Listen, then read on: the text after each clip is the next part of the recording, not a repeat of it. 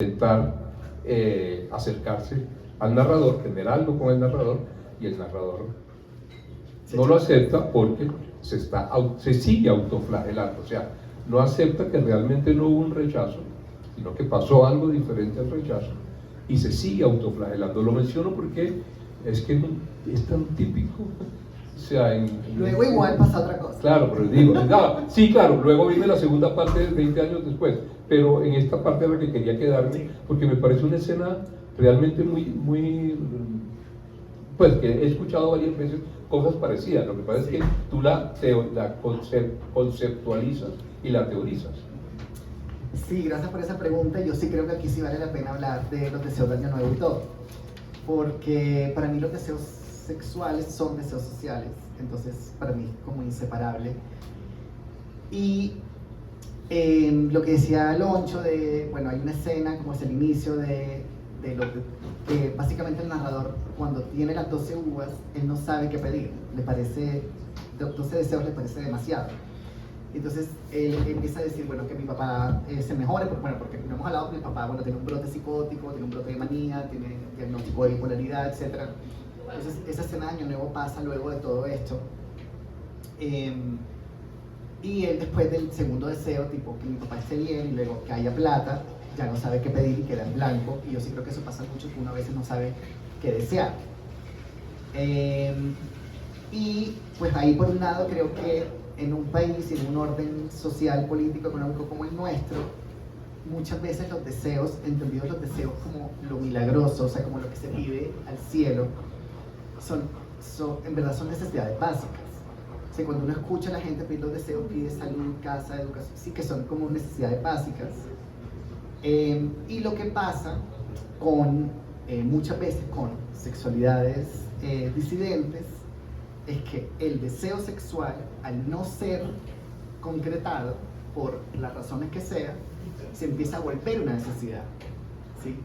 Pero sobre todo, ese deseo se empieza a volver en una fantasía, porque si la persona ha internalizado, si la persona ha internalizado ese orden conservador y es consciente de su deseo sexual, él dice, pues esto yo nunca lo voy a llevar a cabo. Entonces el deseo se empieza a entender como una ensoñación y como una fantasía, entendiendo la fantasía como lo irrealizable. Entonces luego también hay una parte en el libro en que él está caminando por el Parque de la Independencia y él ve pues, el típico ritual de cumpleaños, que están cantando el Happy Birthday, y la cumplimentada pues sopla la vela para pedir, dicen como pide el deseo, entonces sopla la vela y suelta el globo de helio a manera de, o sea, el deseo está en el globo y ojalá se me cumpla. Si bien uno entiende que el deseo, o sea, se deja ir en plan para que llegue a Dios o algo así, lo que dice el narrador es, habiendo visto tantos años el ritual, me pareció extraño por primera vez que el deseo en forma de globo se deje ir, cuando habría que ser lo contrario y es acercar el deseo a la vida. Y entonces ahí es cuando empieza, pues es decir, para mí salir del closet, asumir la sexualidad, es acercar el deseo a la vida.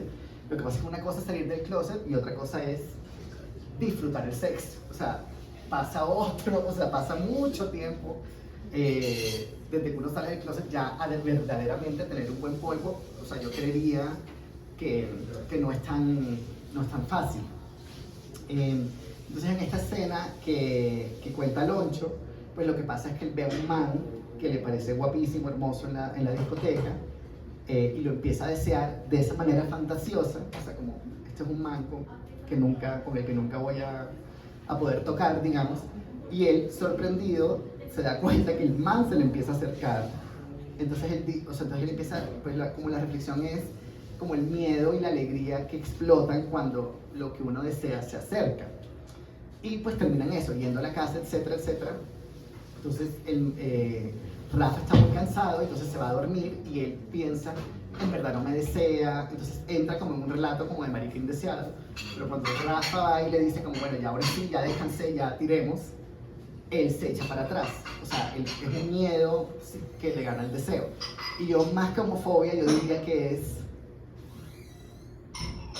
la aparición de la nueva vida, porque ahí es cuando va verdaderamente a aparecer una nueva vida. y toda esa inercia y toda esa automatización de nunca voy a tirar, nunca voy a ser feliz, nunca voy a... O sea, eso, en ese momento, la vida va a cambiar y se echa para atrás.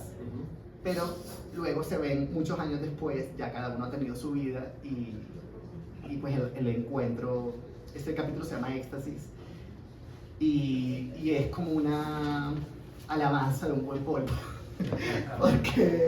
porque sí creo que a veces damos por, no se le da, creo que socialmente le hemos dado, creo que el sexo hay que repolitizarlo y se le ha quitado el poder que tiene el sexo, y eso es algo que, sobre todo en un presente histórico como este, hay que recordar, porque en un buen polvo, para que un polvo sea bueno, al menos las dos personas, o las que haya participando, tienen que estar emancipadas. Si no están emancipadas, el polvo no es bueno. Y sí, si uno tiene vergüenza y el otro no, y uno tiene homofobia y el otro sí, y el otro, o sea, eso no cuadra. O sea, pues es ahí, puede ser un sexo ahí como medio ahí. Pero un buen polvo es reformulando. Entonces, ese capítulo que sigue después a todo este miedo es recordar cómo, o sea, caer en cuenta de cómo, o sea, de lo incalculable que es que una opresión cese dentro de una persona. Okay. Y otro personaje en el que quiero quedarme para salir del tema del deseo sexual es la primera experiencia anal.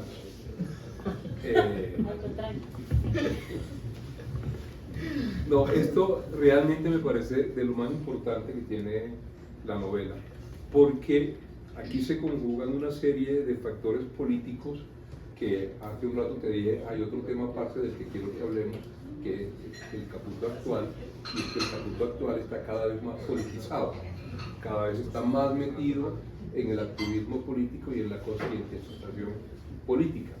Y aquí, en esta parte, creo que esto va a generar, o está generando algo muy fuerte, para comenzar, porque es lo que yo pensé al principio, es que Caputo está sacando al ano del closet, básicamente. ¿Por qué? Ya ha salido mucho de closet. ¿Ah? Que ya ha salido mucho. No, pero acá no, porque iba a decir precisamente, acuérdate aquellos que repiten los gays, de que hay las 3 mentiras de los gays. En mi casa no saben, a mí no se me nota, y yo soy pasivo, y yo soy activo.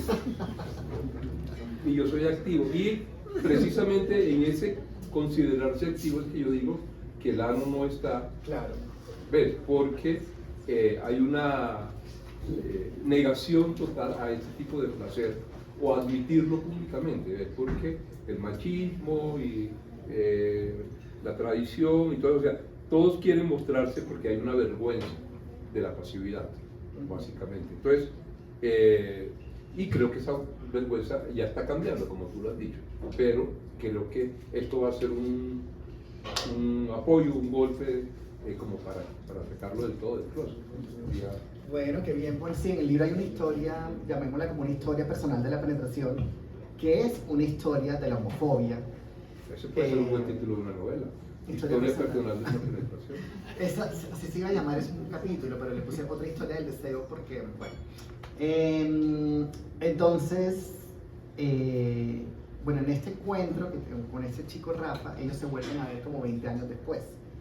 Y ahí terminan teniendo, pues, mira, este gran polvo del que conversamos, pero entonces hay un momento que ya empiezan a ver el protagonista, por un lado, hace como una mención de todas estas canciones que le han cantado al sexo con una gratitud estremecida por la dicha que acaba de suceder, o sea, canciones como Devórame otra vez, Me haces tanto bien de Amistades Peligrosas, que son canciones que le cantan muy agradecidamente al sexo, ¿sí? Hacer el amor con otro, o sea, es decir, es un sexo que obviamente, es una canción que obviamente lamenta, digamos, el cuerpo amado ausente, pero digamos implica justamente que hubo muy buen sexo, etcétera, etcétera, etcétera. Y ahí, cuando él va a ser penetrado, él como que inconscientemente hace una cara de dolor. Entonces Rafa le dice, pero te está doliendo, y él le dice, o sea, él como que cae en cuenta y dice, en verdad no, pero entonces él se da cuenta que, o sea, de esa actuación de dolor que está como tan vinculada pues al porno y como al imaginario de la penetración entendida como una agresividad hacia un cuerpo.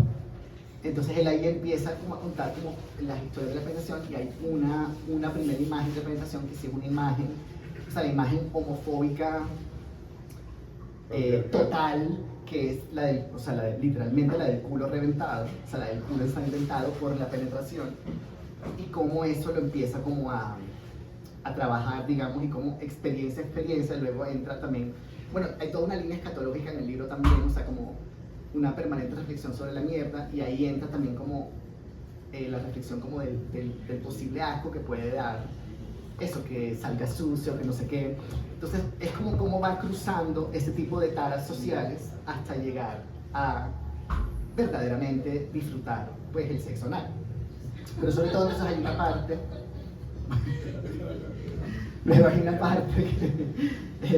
hay una parte que el protagonista, o sea, es decir, que alguien dice como más que un umbral, sí, porque también siempre se entiende como el ano, como la puerta trasera. Bueno, también hay una escena de una película porno que fue la primera penetración que yo vi de un hombre, que entonces hay una descripción como de las caras que hace el hombre, como de la sorpresa, de ir descubriendo como pues el placer, o sea, entonces lo que dice es algo así como es un dolor que se vuelve como un cortocircuito y del cortocircuito entra como el placer. Entonces él va analizando como las caras del hombre en primer plano mientras es penetrado. Entonces lo que él dice es, esas son las caras que yo busco en el mundo, como esa cara como de una disolución incesante y de una transformación incesante que va recibiendo, que va sintiendo, digamos, la persona penetrada. Pues entonces hay una parte que eso, como que alguien dice, más que un umbral, entendiendo sí, porque no dicen como la puerta trasera, todo ese tipo de cosas, más que un umbral, el ano es una frontera, pero ¿entre qué y qué? O sea, la frontera sería entre qué y qué exactamente. La respuesta que yo daría es entre un orden político, que sería el actual, digamos, en el que solo un tipo de cuerpo es entendido como penetrable, y entre otro orden político en el que absolutamente todos los cuerpos son entendidos como penetrables. Yo creo que sí, verdaderamente, o sea, eso socialmente cuaja, se cambia, o sea, el mundo cambia. O sea, si de verdad absolutamente todo el mundo se entiende como penetrable y entiende al otro como penetrable, el mundo cambia, porque es que ha habido una jerarquía social en donde se entiende que los cuerpos penetrables son inferiores. O sea, estamos hablando de las mujeres, por supuesto, estamos hablando también de lo teñido de mujer, que serían pues los homosexuales, o sea, las locas, etcétera, o sea, como el hombre homosexual amanerado. Entonces, eso. Sí, pero hay algo más para enfatizar el tema de lo de la sacada del closet, y es el tema precisamente excremental, porque va un poco más allá, o sea, es hablar en público sobre un tema del que no se habla mucho en público. A eso me refiero.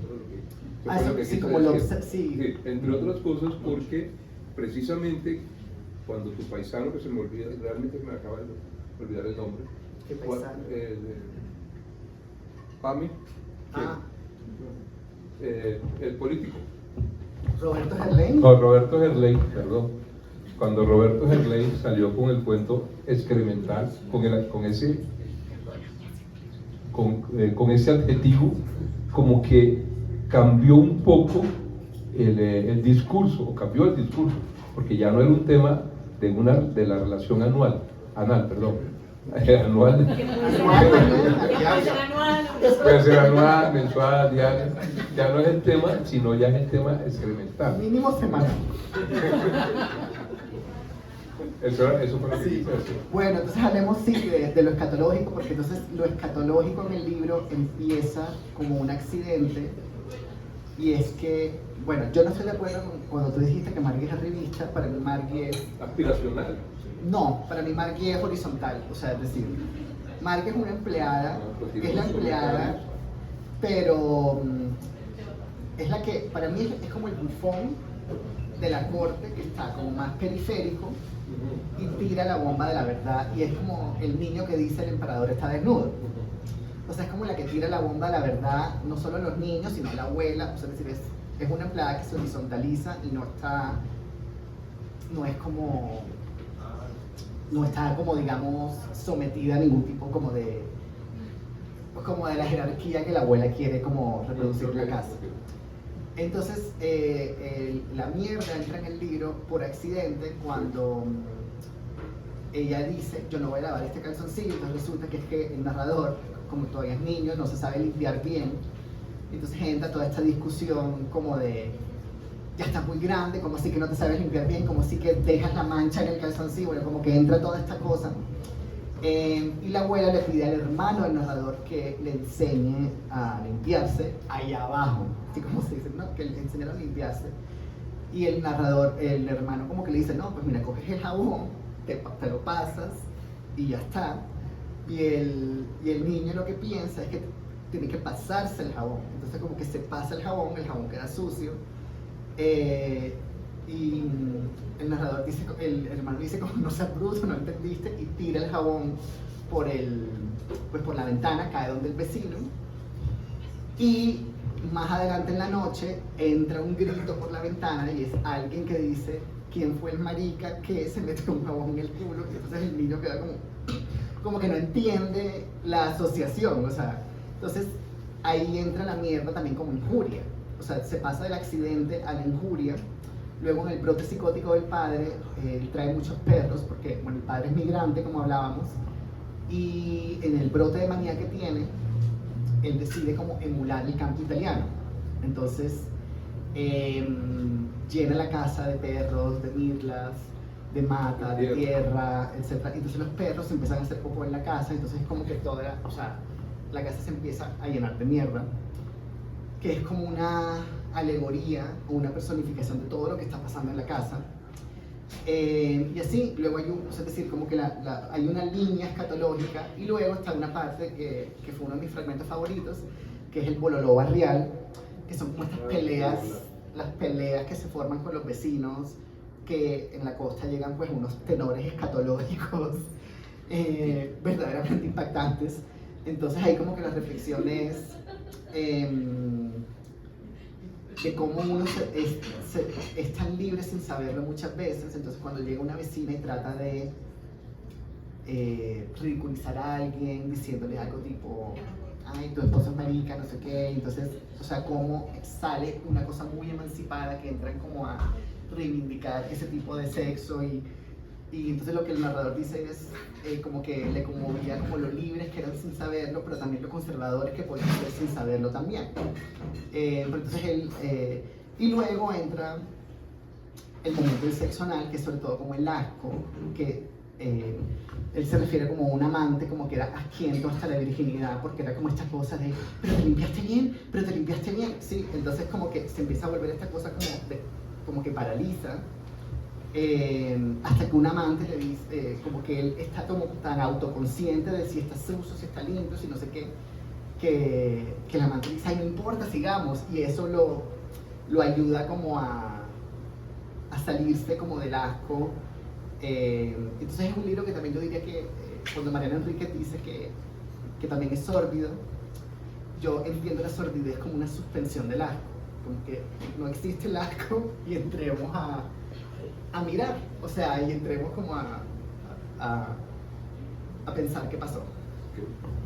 Bueno, se nos está acabando el tiempo y además quiero que alguien pregunte, así que lo último voy a resumirlo porque era realmente lo primero, o como comienza la novela, que es con el conjuro. Hay un loco que le dice al narrador cuando es niño que puede escoger en algún momento de la vida entre lo más hermoso y lo más horrible, pero que ambas cosas van a suceder al mismo tiempo y él tiene que decidir por una de las dos, ¿sí?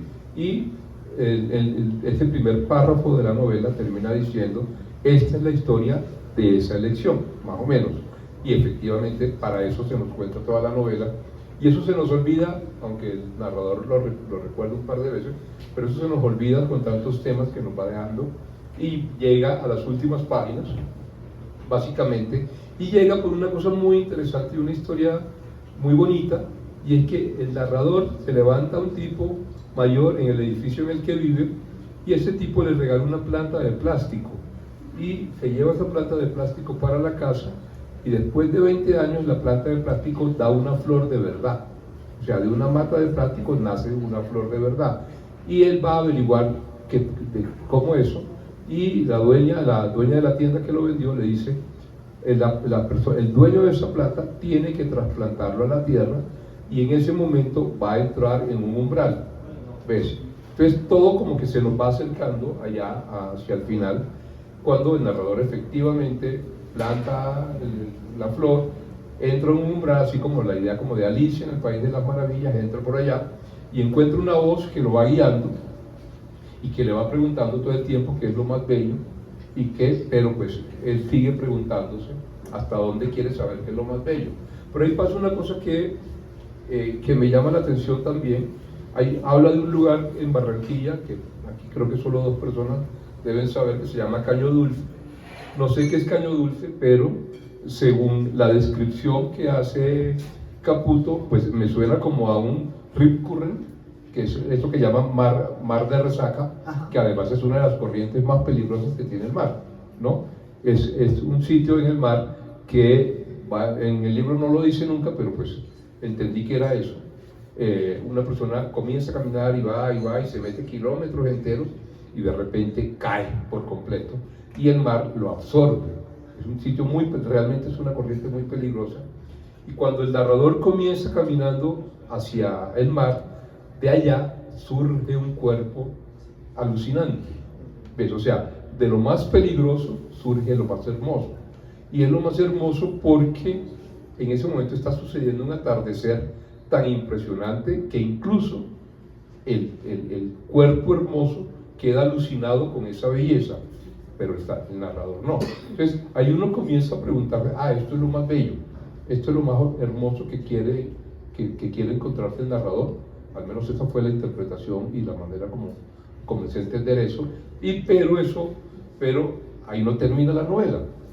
Ahí no termina, entre otras cosas, porque resulta que el narrador es prácticamente ciego hasta que a los 10 años o no sé cuánto lo llevan al optómetra y descubren eso, que es ciego y que todo lo que ha visto en la vida es falso, es completamente borroso.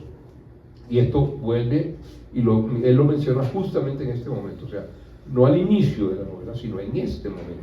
Luego eso tiene un efecto particular en este momento. Y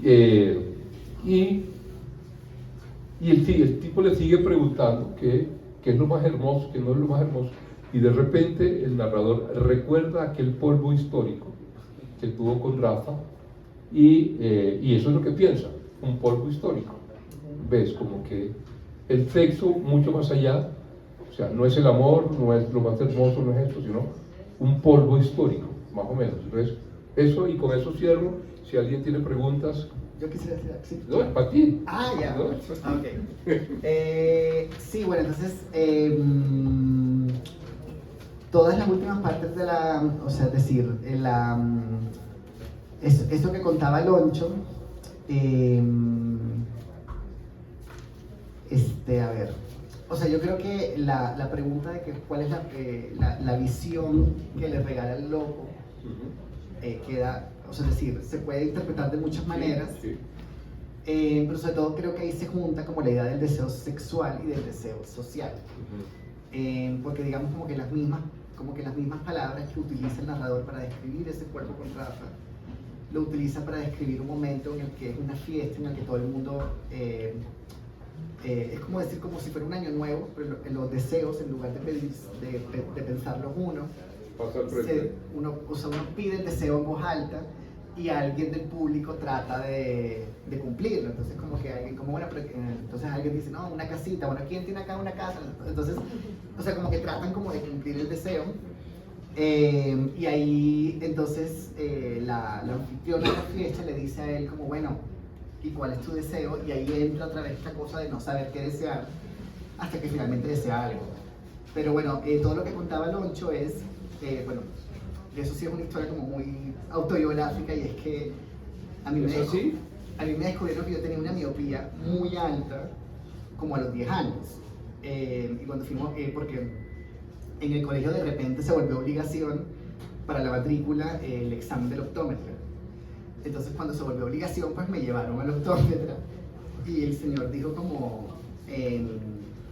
pues como es un milagro que este niño no se haya matado básicamente, porque tiene una miopía demasiado alta, como cómo es posible que... y entonces cuando él le ponen las gafas y ve y está sorprendido de que puede ver, o sea, un objeto tan lejos, él piensa que va a poder en la noche ver los planetas, o sea que el cielo se va a ver de otra manera también. Entonces bueno, hay como una decepción porque cuando se asoma ve la lunita que es como un bombillo, entonces como que, entonces él se imaginaba como un cielo pues totalmente espectacular. Pues entonces cuando está en Caño Dulce, que es más como un golfito, es como de estas playas tipo Coveñas que tú entras y no te hundes. Okay. O sea, hay un atardecer, entonces él dice, o sea, es un cielo creándose básicamente, está la luna espectacular, bueno, como...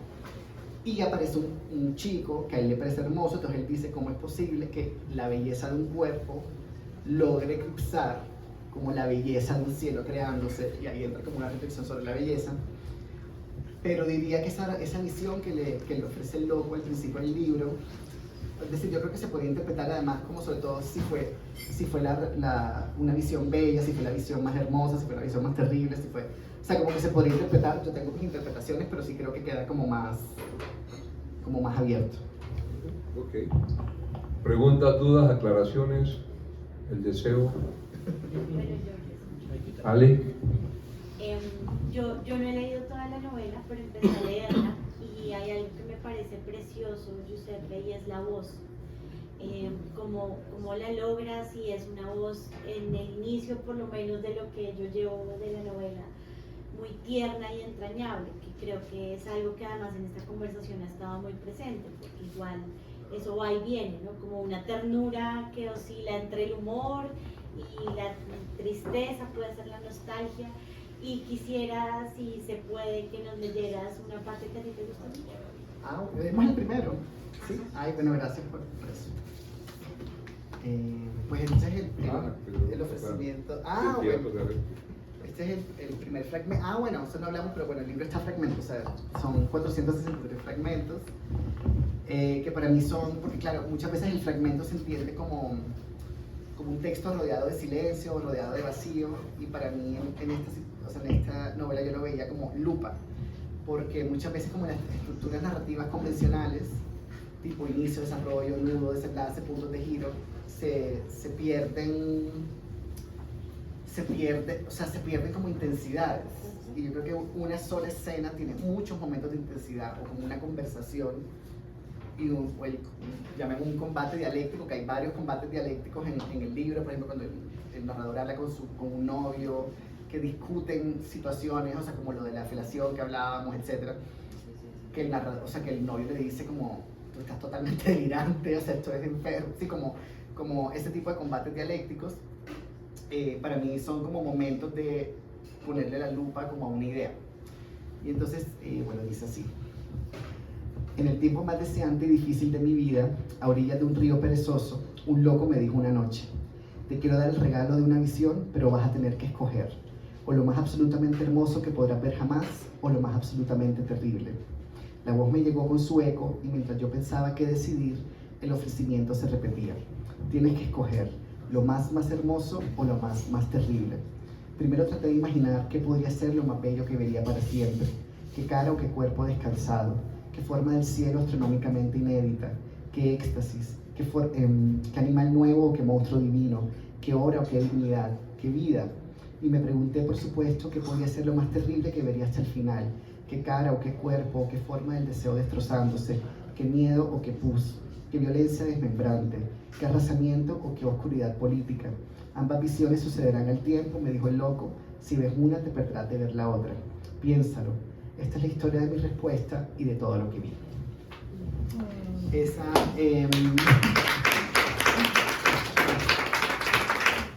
Y de alguna forma esa lista también es como un índice del libro, o sea, es como una forma de anunciar como lo que se va a leer un poco. ¿Puedo hacer un flexibilista? ¿Puedo? ¿Hay tiempo? Sí, sí, lo que quieras. Mire, pues yo vine encantadísimo a esto y me voy más encantado porque acabo de saber que en verdad esto es una cosa como proliferante, como de total agrado, porque es la estética de los fragmentos, por lo que yo entendí. Sí. Pero bueno, aparte de eso, me parece deliciosa la conversa porque ustedes hablan de literatura acercada a la vida y eso me metieron en el entramado tanto, bueno, tú como tu lector de ti mismo y tú como un lector otro, ¿no? El entramado, ahí está todo, ahí es que está la gracia de la literatura. Pero mi pregunta, o sea que estoy seguro que eso me va a encantar y creo que esto Te va a todavía- encantar, Cristo, no lo dudes. Ya van dos personas que me dicen, Pepo, Sí. te va a matar esa novela. Bueno, y como a mí me gusta tanto lo fragmentario, pero que no es cortar, es intensificar, Ajá. ¿verdad? Que creo que fue lo que dijiste. Sí. Pero mi pregunta es una pregunta sincera, de veras. Vi que eran fronteras por todos lados, Sí. sexuales, Faltó la de Venezuela que también está. esa es lo que quería preguntar, de género, de las migraciones. Pero a ver, mi sensación, a ratos que los oigo, digo, esto que está caminando en el borde de la frontera de las identidades, de la política, pero dice que ya el sujeto de aquí ya tiene una opción política mucho más clara, decía tú, ¿no es cierto? Y también el narrador, que no es Giuseppe, es el narrador, el personaje narrador, ¿cierto? Así es. Como para que no tengamos dudas. Entonces yo pensaba, ¿será que esta novela está haciendo un elogio a la frontera que es necesario vivirla? ¿O de alguna manera, tú decías que había dialéctica, ya hay pequeñas síntesis logradas aquí? Digamos, como visión, no de Giuseppe, sino para uno. Yo quedé con la sensación de que me quiero leer la novela por eso. Ay, qué linda pregunta, sí. A ver, yo te diría que esa pregunta quizás está en un tramo sobre un viaje que hace el narrador a la frontera, bueno, por Cúcuta, a La Parada, que es donde está el puente Simón Bolívar, que conecta Colombia con Venezuela. Entonces, él está cruzando el puente y al lado de él está una mamá y una niña. Y la niña le está preguntando a la mamá todo el tiempo, ya estamos o sea, ya esto es Venezuela. Y la mamá le dice, no, no sé, de pronto es Colombia. Y siguen como, ya estamos en Venezuela, ya estamos en Venezuela. Y ella, no sé. Y en un momento la niña empieza a jugar, entonces dice, estamos en Colombia, estamos en Venezuela, estamos en Colombia. Así como a saltar, como ahí mismo. Y ahí me parece que cuaja la frontera como primero como un lugar borroso, es decir, cualquier persona que ha estado en una frontera sabe que verdaderamente es un lugar totalmente, o sea, que eso es arbitrario, o sea, y borroso, es decir, que así como está aquí podría estar a 3 metros o a, sí, o sea, eso es totalmente arbitrario, aunque entiendo que hay fronteras naturales y un río que puede permitir como una división, pero también sabemos, por supuesto, que la frontera es un lugar de muerte y que en ciertas fronteras cruzan la frontera y te matan. Y que hay un guardia que va y dispara. Entonces yo creo que el libro entiende la frontera eso como un lugar borroso y como un posible lugar de muerte si se cruza, y esa es la ansiedad del niño, que cuando la abuela le dice tienes un lado de la cara vulgar y un lado de la cara elegante, él intenta como ubicarse en el lado elegante y hacer todo para que sea, claro, porque la abuela es una persona que entiende la urbanidad de Carreño como libro sagrado, básicamente. Sí, entonces el niño pues aparentemente está haciendo todo bien, cogiendo los cubiertos bien, y de repente la abuela dice, te estoy viendo el arroz en la boca. Entonces él piensa, o sea, es como que no se da cuenta que cruzó esa frontera, que se fue al lado vulgar, y él literalmente piensa que si la cruza se va a morir de hambre, o sea que no va a tener futuro. Entonces yo creo que todas las fronteras, o sea, la de la sexualidad, o sea, todas están entre lo borroso, como esas escenas de sexo que escribíamos con el facho, y como de pronto el facho se está dejando ser y permitiendo ser otro, políticamente otro, no necesariamente el otro se está traicionando, sí, o sea, es decir, pero entonces yo diría que el libro está, o se entiende la frontera como desde estos dos lugares, o sea, como desde el peligro de un posible peligro de cruzarlo y la verdad verdadera que es un lugar totalmente borroso. Y también el libro pues cruza las fronteras de género, es decir, porque yo nunca he entendido los géneros literarios como tan... No, y de género. El género sí, todos los géneros, pero sobre todo los géneros literarios, digamos, yo nunca he entendido como esas divisiones tan tajantes entre los géneros. Como que yo siempre digo que los narradores debemos ser poetas, amo la poesía narrativa, es decir, o sea, el ensayo, porque eso también podríamos decir que así como es una novela, también podríamos decir que es un ensayo. Entonces sí, lo respondería por ahí. Pero sí está lleno de fronteras. Y por eso yo quería que Nina Saraceni presentara el libro, porque Ella sabe de todo. en este presente histórico, hablar de la frontera sin hablar de Venezuela me parece una frivolidad. Y yo crecí, de nuevo, yo soy del 82, y yo crecí con Venezuela como horizonte de futuro. Todo el mundo se iba a Venezuela. O sea, crecimos con Ricardo Montaner, Franco De Vita, todas las telenovelas. O sea, verdaderamente Venezuela estaba tan presente, al menos en Barranquilla. Los cocosetes de la frontera de migración de los papás, ¿verdad? Claro, también está la frontera del migrante. Bueno, hay una parte que el papá se imagina creando un puente entre Colombia e Italia, o sea, en el episodio de Manía. Entonces, pues es un libro que también en ese momento yo creo que también es una, porque a partir de la frontera, o sea, de esa escena de cruzar a Venezuela, él empieza a tener una reflexión sobre la amistad. Que él dice que para él la amistad es el cruce entre lo más íntimo y lo otro. O sea, como que el amigo es lo más íntimo y lo otro también. Y para mí era una forma también de hablar como de la hermandad de los pueblos y de los pueblos hermanos. Gracias. Muchas gracias. Bueno, muchas gracias. Bueno, Muchas gracias. De nuevo, Ficciones, por esta acogida cálida como siempre, a Consuelo, a Javier, a toda la gente que trabaja acá, muy amables, muy generosos como siempre. Bueno, gracias de nuevo.